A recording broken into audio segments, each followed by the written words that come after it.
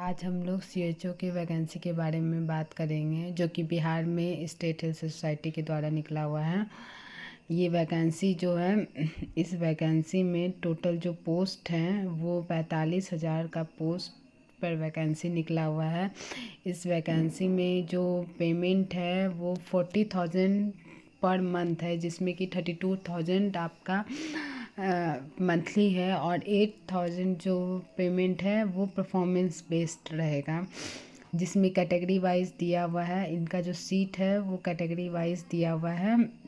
यूआर में जो कैटेगरीज है वो 736 है, फीमेल के लिए 243 है, जो कि टोटल 979 है। ईडब्ल्यूएस में सीट है 159, 86 है फीमेल के लिए और टोटल 245 सीट है।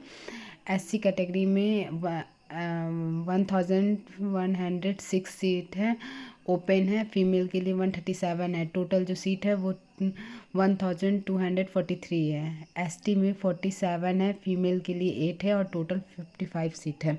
इसी तरह दिया हुआ है सारे सीटों का। दूसरा, सबसे पहले हम लोग देखते हैं एजुकेशनल क्वालिफ़िकेशन कि इसके लिए एजुकेशनल क्वालिफ़िकेशन क्या है। तो बीएससी नर्सिंग होना चाहिए, जो कि इंटीग्रेटेड कोर्स रहता है, साथ में उनके साथ सीसीएच का इंटीग्रेटेड कोर्स होना चाहिए, जो कि आईएनसी से एफिलेटेड हो या स्टेट हेल्थ सोसाइटी से एफिलेटेड होना चाहिए और 2020 ऑनवर्ड्स का रहना चाहिए उनके पास। या तो पोस्ट बीएससी होना चाहिए, कंप्लीट होना चाहिए post BSc course, integrated CCH का होना चाहिए सर्टिफिकेट, आईएनसी से एफिलेटेड होना चाहिए और वो भी 2020 ऑनवर्ड्स होना चाहिए। और इसमें एक मेन चीज़ नोट करने के लिए है कि आपका for the clarification purpose the academic year refer to the integration of the middle level health provider MLHP means the student who have undergone 4th year BSc nursing and 2nd year post BSc nursing 2019 to 2022 or onwards have passed the course successfully. तो ये note करने वाली चीज़ है। उसके बाद बहुत सारे उसमें दिए हुई हैं, वो आपको हम लिंक भेज देंगे, पीडीएफ लिंक, आप वो चेक कर सकते हैं। उसके बाद कुछ इम्पोर्टेंट नोट्स भी दिया हुआ है, उसको भी आप देख सकते हैं, गो थ्रू हो सकते हैं, उसमें भी क्या क्या चीज़ है।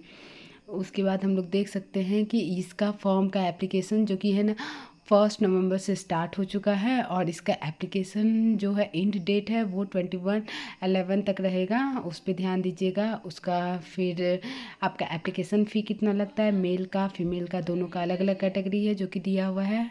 उसके बाद उसका एज लिमिट भी बताया हुआ है, एज लिमिट कितना होना चाहिए, ठीक है। Minimum age should be 21 year old तो रहना ही चाहिए ना। और उसके बाद फिर 10 year relaxation in the age will be admissible to persons with the benchmark disability. तो ये सारे नोटिफिकेशन कुछ कुछ इंपॉर्टेंट पॉइंट ऑफ व्यू हैं। इसमें लिंक दी हुई है फॉर्म अप्लाई करने के लिए, किस तरह से आप जा कर के फॉर्म अप्लाई कर सकते हैं, वो सारे लिंक भी इसमें दिए हुए हैं। तो प्लीज़ आप लोग उधर विज़िट करिए, वहाँ पे जा कर के फॉर्म अप्लाई करिए, क्योंकि इसी मंथ में वो सबमिशन भी हो जाएगी डेट। तो जल्दी से आप लोग जाइए और फॉर्म अप्लाई करिए।